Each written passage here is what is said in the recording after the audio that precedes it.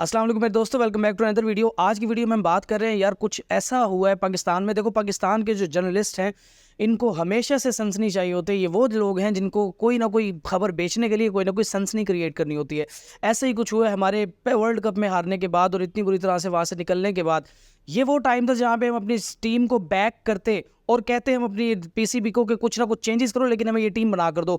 यहाँ पे ऐसे मौके पर कुछ हुआ ऐसा है कि कुछ जर्नलिस्ट मुंह उठाकर आ गए हैं और उन्होंने हमारे प्लेयर्स पर इल्ज़ामात की बौछार कर दी है। और इल्ज़ामात भी किस तरह के जिनका तुक ही नहीं कोई बनता। देखो, मैं मानता हूँ बाबर आजम पर आप हज़ार किस्म के इख्तलाफात कर सकते हो, आप उसके खेलने पर इख्तलाफ कर सकते हो, आप कप्तानी पर इख्तलाफ कर सकते हो, आप प्लेयर सिलेक्शन पर, लेकिन यार इतने बेतुके इल्ज़ाम लगाने का किसने आपको हक दिया है? देखो, फिर बाद में बात यह है कि आप लोग कहते हो पाकिस्तान में फ्रीडम ऑफ स्पीच नहीं है। फ्रीडम ऑफ स्पीच क्या होती है? और जिसका जो मुंह उठाता है वो मुंह उठा के कुछ भी बकवासियात कर रहा है, कुछ भी इल्ज़ामात लगा रहा है। देखो, अब जो इस वक्त इल्ज़ाम लगा है बाबर आजम पर वो स्पॉट फिक्सिंग का है और बहुत ही गिरावना इल्ज़ाम है। तो हुआ ये है कि कुछ जर्नलिस्ट जिनको अब अटेंशन नहीं मिल रही थी और सनसनी नहीं मिल रही थी, उन्होंने सनसनी क्रिएट करने के लिए बाबर आजम पर इल्ज़ाम लगाया कि उन्होंने स्पॉट फिक्सिंग की है। और जो जर्नलिस्ट हैं उसको असल में अब वाकई दुनिया अभी सुनना छोड़ चुकी थी, पाकिस्तानी नहीं सुन रहे थे, लेकिन उसने अपनी वैल्यू को दोबारा बढ़ाने के लिए बाबर आजम का नाम लेना शुरू कर दिया। You know, there is a term in marketing कि अगर आपको कोई नहीं जानता तो आप किसी जानने वाले शख्स का नाम उठाओ और उसके खिलाफ कुछ भी बकना शुरू कर दो तो आपको लोग भी जानना शुरू हो जाएंगे, आपकी तरफ भी ऑडियंस आना शुरू हो जाएगी। अब बाबर आजम पर ऐसे ही फेम हासिल करने के लिए उसने नाम लिया है कि ये ऑडी ट्रॉन कहाँ से है, मेरे पास भी थी। हालांकि मैं तो ये चाहता हूँ, मैं तो ये पूछना चाहता हूँ उस जर्नलिस्ट से स्पेसिफिक कि ये ऑडी ट्रॉन यार तुम्हारे पास कहाँ से आई थी? जर्नलिस्ट तो इतना अफोर्ड नहीं कर पाते। वो यार अल्लाह के बंदो प्लेयर है, ब्रांड एम्बेसडर है, इंडोर्समेंट्स आती हैं उसके पास, तो ये एक नॉर्मल सी बात है। फिर क्रिकेट खेलते हुए उसको अरसा हो गया। हाँ, और बेतुके इल्ज़ामात की ये ऑडी ट्रॉन कहाँ से आई, फिक्सिंग यार इस तरह नहीं होता कभी भी।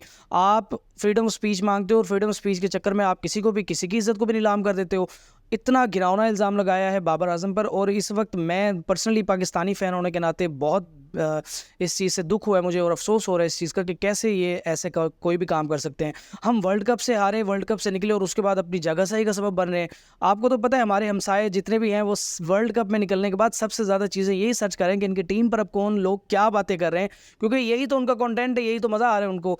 अब हमारे जर्नलिस्ट अटेंशन पाने के लिए इसी कंटेंट में आ घुसे हैं। अच्छा, यहाँ पर एक बात बड़ी अहम करना चाहूँगा, ये वो जर्नलिस्ट हैं जो सियासत पर बात करते हैं और सियासत पर अपने आप को बड़ा माना ताना मानते हैं, लेकिन इस ज़माने में भी अटेंशन लाने के लिए अब सारे ही एंकर्स बोलना शुरू हो गए स्पोर्ट्स पर।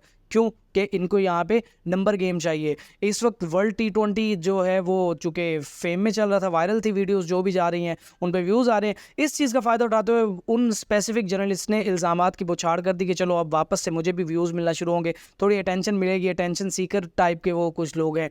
तो अब हुआ ये है कि बहुत पॉजिटिव इक़दाम किया बाबर आजम ने भी कि उनके खिलाफ़ लीगल एक्शन लेने का फ़ैसला किया है। मैं तो चाहता हूँ पीसीबी भी इनके खिलाफ़ इस किस्म के हथकंडों पर फ़ैसले कड़े से कड़े ले, ताकि कौम को पता चले कौन लोग हैं और ये इनका क्या असल में एजेंडा है इसके पीछे। इस वक्त जो चीज़ बहुत अहम है, मैं ये चाहता हूँ कि मेरी जो सपोर्ट है वो 100% बाबर आजम के साथ है और तमाम पाकिस्तानी जो दिल से पाकिस्तानी है वो सपोर्ट करेंगे अपने कैप्टन को, बिकॉज़ वो अकेला टीम के लिए कुछ नहीं कर सकता था। यार एक बंदे को तुम कितना दुखी कर सकते हो और कितना उसके ऊपर इल्ज़ामात लगा सकते हो? वर्ल्ड कप के ड्यूरिंग खेलते हुए उसकी बॉडी लैंग्वेज बता रही थी कि यार वो तुम्हारे इन बेतुके कमेंट से कितना खफा था। और आखिरी प्रेस कॉन्फ्रेंस में बाबर आजम ने बता भी दिया कि देखो, एक मैं सब टीम की रिस्पॉन्सिबिलिटी नहीं ले सकता, मैं किस किस की जगह खेलूँगा, और ऐसे ही है किस किस की जगह वो जाके खेले।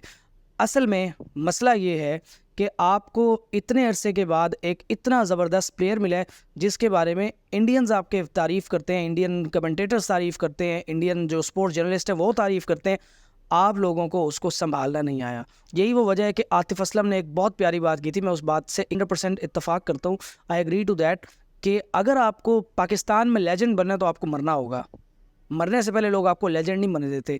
और ये वही बात है कि जब आपके पास इतना अच्छा क्रिकेटर आया तो आपने उसको इतना ज़लील व ख्वार करना शुरू कर दिया कि अब वो खेले तो क्या खेले, और उसके पास मेंटली इतना यार आप लोग टॉर्चर कर रहे हो।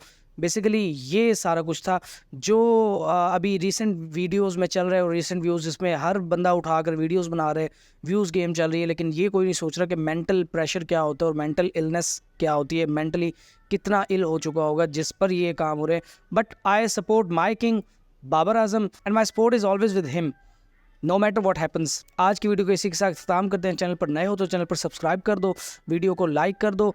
टिल द नेक्स्ट टाइम, अल्लाह हाफिज़। पाकिस्तान जिंदाबाद।